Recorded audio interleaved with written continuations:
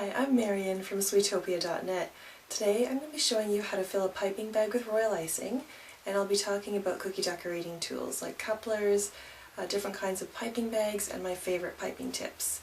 So thank you for watching the video. Hope you enjoy it. The first thing I want to talk about are the piping bags. So you can buy polyurethane ones at Michael's or your baking supply store. You can buy canvas, which are a little bit more durable, but I actually like the disposable, recyclable plastic kind. So Wilton has them, other companies have them. The nice thing about them is that you can actually reuse them and just wash them. So what you want to do is cut a little bit of the tip off. So you can see that right over here, about this much of the tip. What you can do to actually figure out exactly how to do it is slide your coupler inside, and then what you want is the plastic part to hit these rungs over here so that the coupler can go on top, or the piping tip can go on top. So basically what you do is you slide your coupler in and you take your piping tip, you put the top part of the coupler on and just screw on, and you're ready to go. Another quick tip, if you want to figure out exactly where to cut your piping bag tip, what you do is you put in the coupler so that you can see this rung makes a little bit of a mark on the piping bag, whatever material it is, and then you can take the coupler out and just cut there. So once you actually have your piping bag ready, you can do it one of two ways. You can put it in a cup like this so that the opening kind of sits like this, and you can pour the icing in, or spoon the icing in that way. And I like to have sometimes paper towel on the bottom as well to help close off the tip. But the way that I normally do it, it's quick and easy. Is just put it on your hand like a puppet, like this, so that you've got control with your index finger and your thumb.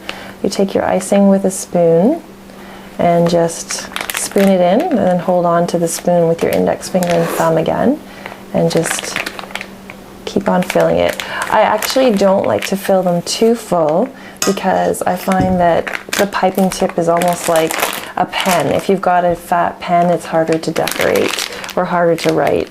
So what I do is I'll push down, and then you can kind of see, like right over here, there's some air bubbles.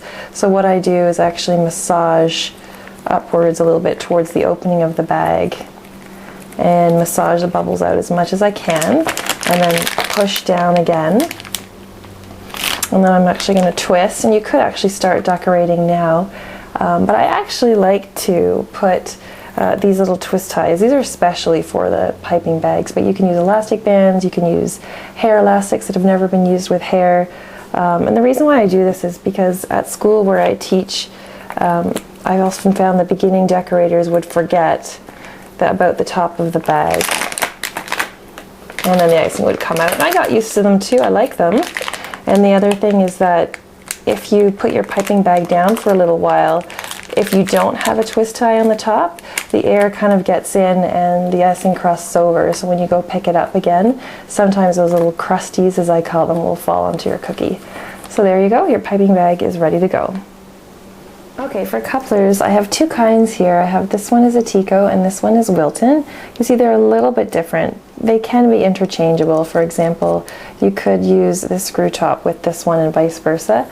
But this one seems to be a little bit longer and a little bit thinner, and I find that the piping tips sit on it a little bit nicer, so I do prefer them.